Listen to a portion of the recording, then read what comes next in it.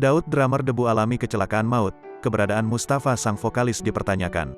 Grup musik religi Debu mengalami kecelakaan di Tol Pasuruan Probolinggo, Paspro, Senin, tanggal 18 April tahun 2022, dini hari.